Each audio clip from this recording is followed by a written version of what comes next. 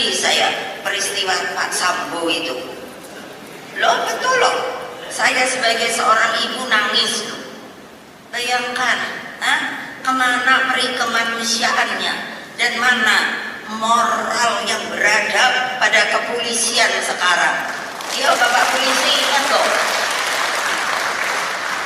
kalau mau ngamuk sini. Kamu, saya bilang, jangan anak buah itu dilalaikan.